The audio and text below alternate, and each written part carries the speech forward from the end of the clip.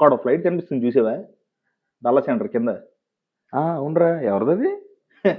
మా మాయదే. మా మాయకి ఓ 2-3 ఉన్నాయి ఫ్లైట్లు.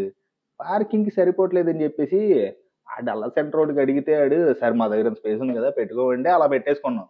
మరి మీ మాయకి ఫ్లైట్లు అడిగే లేవా? మా మాయకి లేకపోవడం ఏంట్రా, అంటే కొంచెం సైజు పెద్దది, అదేదో బోయింగ్ 757 ఏంటి బాబు అన్న ఇంకోసారి అన్న ఏదో బోయింగ్ 757 ఏదో ఉందిరా. అబ్బో. సో అందుకే రామరాజు ఫిలిం సిటీలో అది తీసుకుని అక్కడ పెట్టాను ల్యాండ్. మా ఇది కూడా మూడిట్లో ఇది చిన్నది, అందుకే ఈ స్పేస్కి ఇచ్చాం. ఓర్ ఇంకోటి ఉంటుందిరా బాబు, అది అమ్మ డల్లా సెంటర్ దగ్గర నుంచి ఈ ఆఫీస్ అంత ఉంటది. ఇక్కడ సరిపోదని చెప్పి ఊర్లో మా మాయ ఒక 100 ఎకరాలు తోట తీసుకొని అక్కడ మొత్తం రన్వే వేసి అదో పెద్ద కథలే. మీరేంటో మీ విధానాలు ఏంటో ఇప్పటికి నాకు అర్థం అవరో బాబు. లగేజీలు తీసుకెళ్ళిపోతారు చూడు పెద్ద ఫ్లైట్, మొన్న కూడా హైదరాబాద్ లో దిగింది కదా, అది కూడా మాదే. యాక్చువల్గా మా మాయ ఏం చేశాడంటే సర్లే సరిపోతలేదు కదా అని చెప్పేసి కొంచెం రెక్కలు తీసి పక్కన పెట్టించాడు అంతే. సో అది ఈసారి ఊరు వెళ్ళినప్పుడు మళ్ళీ రెక్కలు పెట్టేసుకుని తీసుకెళ్ళిపోతాం. నువ్వేం చెప్పావు నీకైనా అర్థమైందా?